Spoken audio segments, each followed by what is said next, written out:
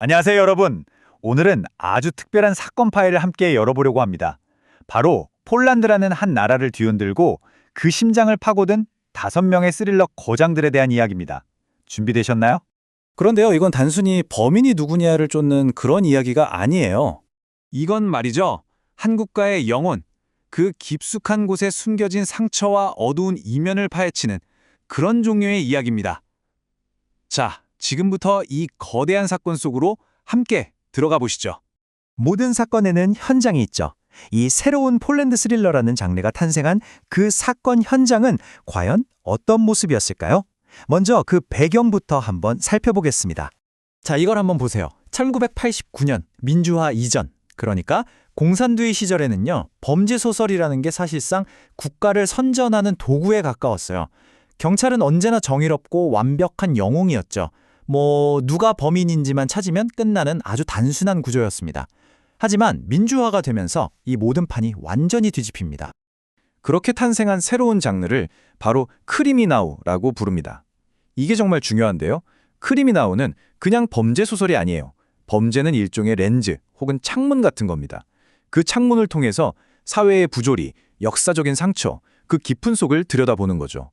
그러니까 질문 자체가 바뀐 거예요.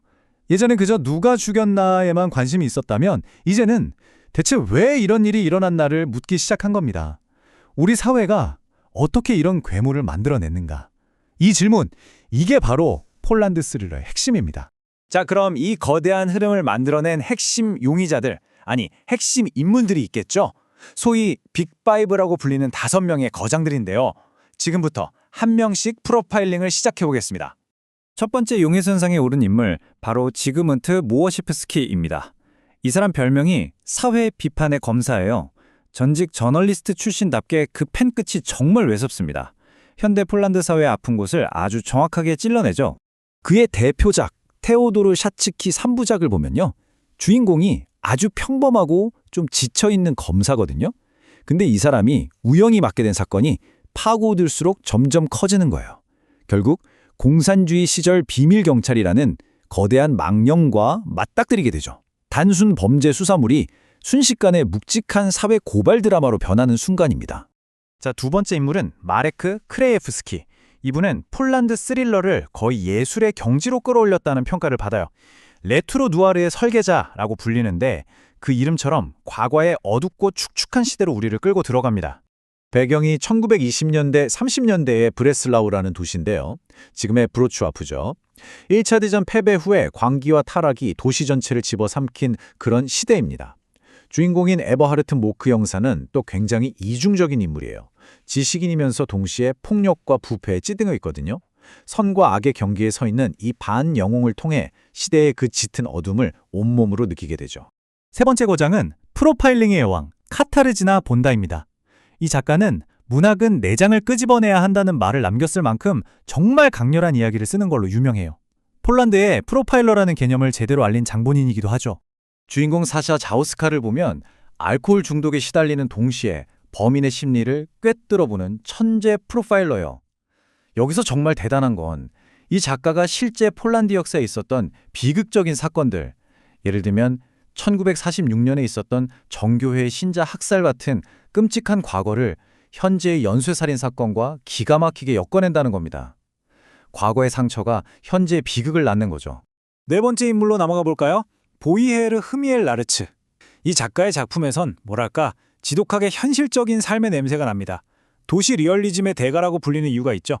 주인공 야쿠브 모르트카 형사를 보면요, 이혼하고 돈에 조들리고 일에 취해 사는 그냥 우리 주변에서 볼 수 있는 그런 중년의 모습이에요. 화려한 영웅이 아니라 그냥 하루하루 버티는 가장이죠. 그래서 독자들이 이 인물에 깊이 공감하고 또 연민을 느끼게 되는 것 같아요. 현대 바르샤바의 추악한 이면을 파헤치는 그의 모습이 남일 같지 않은 거죠. 자, 드디어 마지막 5번째 인물입니다. 이 사람은 거의 문학계의 현상이라고 불릴 정도예요. 엄청난 속도로 책을 쏟아내는데 내는 족족 베스트셀러가 되는 작가, 바로 레미기우시 무르즈입니다. 이 작가의 주특기는 속도감 넘치는 법정 스릴러예요. 주인공 요안나 히우카는 아주 냉소적이고 독설가인데 머리는 비상한 천재 변호사입니다. 모든 증거가 네 의뢰인이 범인이야 라고 소리치는 그 절망적인 상황을 논리와 기지로 하나하나 뒤집어 버릴 때 정말 그 짜릿함은 말로 다 못합니다. 자, 이렇게 5면의 거장들을 살펴봤는데요. 언뜻 보기엔 다 다른 이야기를 하는 것 같지만 사실 이들에게는 공통된 수법이 있습니다. 이들만의 범죄 공식, 지금부터 한번 분석해보죠. 공식은 크게 3가지입니다. 첫째, 주인공들이 완벽한 영웅이 아니에요. 다들 상처가 있고 알코올에 의존하거나 트라우마에 시달리는 결함 많은 인간들이죠. 둘째, 모든 사건의 뿌리에는 과거라는 망령이 도사리고 있어요. 공산주의 시절의 악몽이든 잊혀진 역사적 비극이든 말이죠. 그리고 마지막 셋째, 그래서 이 소설들은 끊임없이 왜라고 묻습니다. 대체 왜 우리 사회가 이런 괴물을 만들었냐고요? 이 3가지가 합쳐져서 폴란드 스릴러를 단순한 오락거리가 아닌 우리 사회를 비추는 날카로운 거울로 만드는 겁니다. 특히 저 2번째 공식, 과거의 망령은 우크와트라는 아주 중요한 개념과 연결됩니다. 이게 뭐냐면요. 공산주의가 무너진 뒤에도 옛날 비밀 경찰이나 정보기관 요원들이 사회 곳곳에 만들어 놓은 보이지 않는 거대한 권력 네트워크를 말하는 거예요. 지금도 사회를 뒤에서 조종하는 이 숨겨진 손의 실체, 이게 바로 많은 스릴러들이 집요하게 파헤치려는 거대한 음모의 핵심입니다. 이제 이 길었던 사건 파일의 최종 보고서를 작성할 시간입니다.